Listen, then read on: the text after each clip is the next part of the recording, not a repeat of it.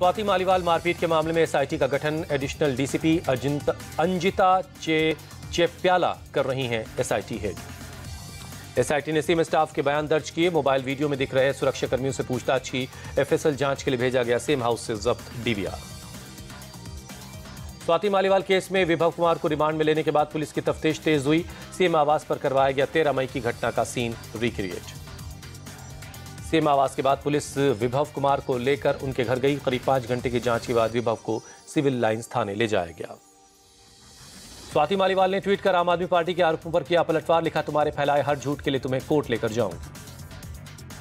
स्वाति मालीवाल ने x post किया, दिल्ली के मंत्री झूठ फैला रहे हैं, उनके ऊपर भ्रष्टाचार की एफआईआर हुई और उससे बचने के लिए वो बीजेपी के इशारे पर काम कर रही हैं। स्वाति मालीवाल का आप पर करारा हमला। कहा, पार्टी के लिए पहले मैं लेडी सिंघम थी, लेकिन विभव कुमार की शिकायत के बाद मैं बीजेपी की एजेंट बन गई। लोकसभा चुनाव के बीच बढ़ी आम आदमी पार्टी की मुश्किलें। ईडी ने गृह मंत्रालय को सौंपी रिपोर्ट। आम आदमी पार्टी को विदेशों से हुई करोड़ों की फंडिंग। ईडी की रिपोर्ट के मुताबिक 2014 से 2022 के बीच हुई पार्टी को विदेशों से funding. America, Canada, New Zealand, Australia, Saudi Arab, UAE, Kuwait और ओमान से पैसा आया।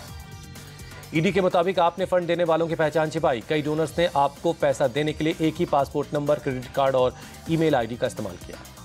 मनीष सिसोदिया की जमानत याचिका पर आज शाम 5 बजे दिल्ली हाईकोर्ट सुना सकता है फैसला। अदालत ने 14 मई को फैसला सुरक्षित रख दिया था। बिहार के सारण में चुनाव के बाद हिंसा। छपरा में आज सुबह एक पक्ष ने दूसरे पक्ष पर गोलियां चलाई। एक की मौत, 2 लोग जख्मी हैं। मतदान के दौरान 2 बूथों पर आरजेडी और बीजेपी समर्थकों के बीच झड़प हुई थी। बोगस वोटिंग की शिकायत के बाद मौके पर पहुंची थी आरजेडी उम्मीदवार रोहिणी आचार्य। लोकसभा चुनाव के बीच मुस्लिम आरक्षण पर घमासान। पीएम ने राहुल गांधी का वीडियो शेयर कर घेरा। कहा, एससी एसटी का हक छीनकर मुसलमानों को देगी कांग्रेस। राहुल गांधी वीडियो में मंच से मुसलमानों को आरक्षण देने की बात कहते नजर आ रहे हैं। 12 साल पुराना है राहुल गांधी का ये वीडियो।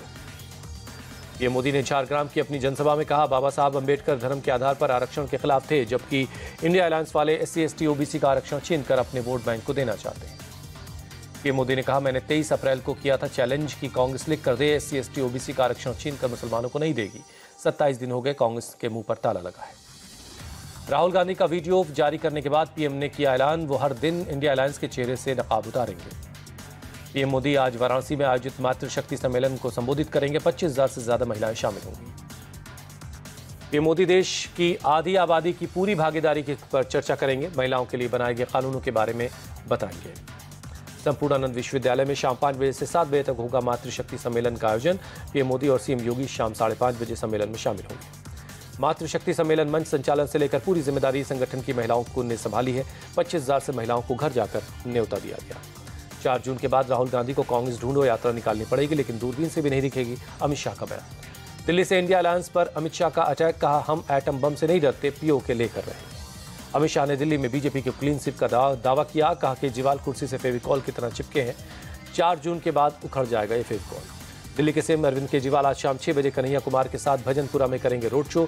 नॉर्थ ईस्ट दिल्ली के कांग्रेस के उम्मीदवार हैं कन्हैया कुमार। पीओके पर बीजेपी नेताओं के बयान पर बोले फारूक अब्दुल्ला, वो जो चाहे ले सकते हैं, मैं कुछ भी कहने वाला कौन होता हूं, वो नेता हैं। दिल्ली में मनोज तिवारी पर कांग्रेस का हमला। बोले, कांग्रेस ने ठाना है कि उसे राम मंदिर पर ताला लगाना है, अनुच्छेद 370 को वापस लाना है।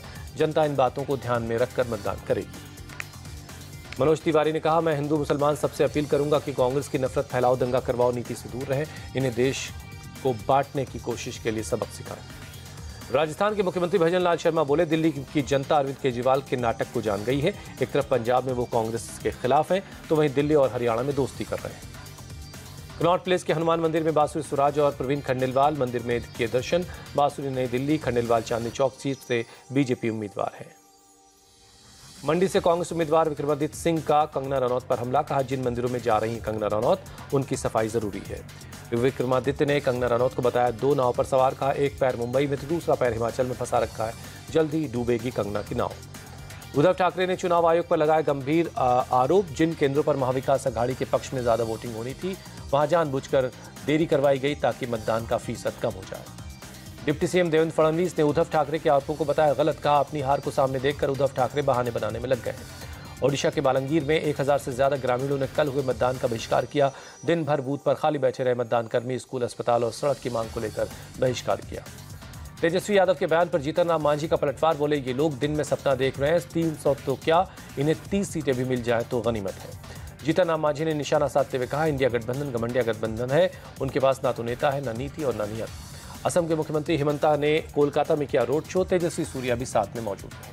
पूर्व प्रधानमंत्री राजीव गांधी की 33वीं पुण्यतिथि आज दिल्ली में वीर भूमि जाकर सोनिया गांधी, राहुल गांधी और मल्लिकार्जुन खड़गे ने श्रद्धांजलि दी।